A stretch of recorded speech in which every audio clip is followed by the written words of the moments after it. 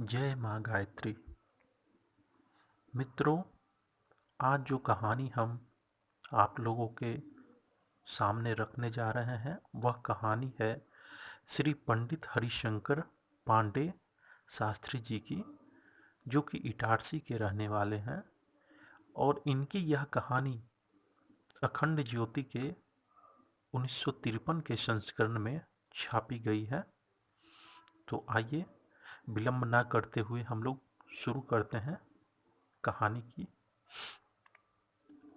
श्री पंडित जी कहते हैं कि गायत्री उपासना की शिक्षा मुझे 11 वर्ष की उम्र में ही हुई थी।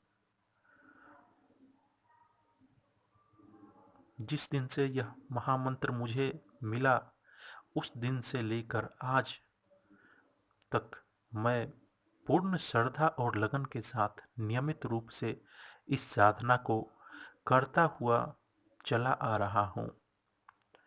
गायत्री के अनेक लाभ बताए जाते हैं। उनमें से कुछ को मैंने अपने जीवन में प्रत्यक्ष देख लिया है। पहला लाभ जिसका मैंने भली भांति अनुभव किया है वह यह है कि जिससे साधकों की बुद्धि निर्मल एवं कुशाग्र बनती है। मैं पढ़ने में सदैव तेज रहा। स्मरण शक्ति और धारण शक्ति सदैव तेज रही। 25 वर्ष की उम्र में मेरी शादी हुई। इससे पूर्ण ही आयुर्वेद की परीक्षाएं उत्तीर्ण कर चुका था। घर की आर्थिक स्थिति बहुत कमजोर थी। मैं एक अच्छा दवाखाना खोलना चाहता था। घर के लोगों से चर्चा की तो उन्होंने दवाखाना खोलने लायक पैसा जुटाने में असमर्थता प्रकट की। दूसरी कठिनाई यह थी कि इटारसी जैसे नगर में, जहां 20 डॉक्टर, वैद्य और अस्पताल मौजूद है, वहां नए और छोटे दवाखाने का चलना कठिन दिखाई पड़ता था। पंडित जी बताते हैं कि सब लोग उन्हें नौकरी देने की सलाह दे रहे थे। इच्छित व्यवसाय करने का मार्ग रुका हुआ दिखाई पड़ता था। निराशा और चिंता से मेरा मन भारी हो रहा था।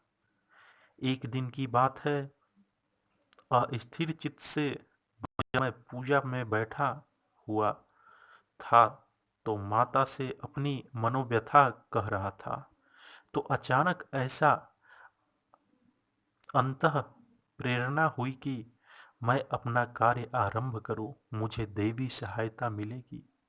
मुझे उत्साह प्राप्त हुआ और एक छोटा सा किराए का मकान लेकर अपना औषधालय आरंभ कर दिया। कार्य में आशाजनक सफलता मिली। जिस रोगी पर हाथ डाला वह अच्छा ही हुआ। अनेकों असाध्य और कष्ट साध्य रोगी अच्छे करने का श्रेय अपने को प्राप्त हुआ। साथ ही धन और यश की भी वृद्धि हुई। इन थोड़े ही दिनों में 10,000 से अधिक रुपया लगाकर अपना निजी मकान बनाया है। बगीचा, औषधालय, मरीजों के वार्ड आदि बनाने के लिए 30 एकड़ जमीन खरीदी है, जिस पर शीघ्र ही एक विशाल भवन बनने की तैयारी हो रही है। हजारों रोगियों की सेवा इस छोटे दवाखाने से आज भी हो रही है। फिर नई व्यवस्था के अनुसार तो और भी विशाल पैमाने पर सेवा कार्य होने की संभावना है। यह सब गायत्री उपासना का ही चमत्कार है। अन्यथा कुछ ही समय पहले जब औषधालय खोलने लायक पूंजी, सहायता एवं सुविधा की कोई व्यवस्था ना थी, तो कौन यह आशा करता था कि साधनों के अभाव में भी इस प्रकार संभव है।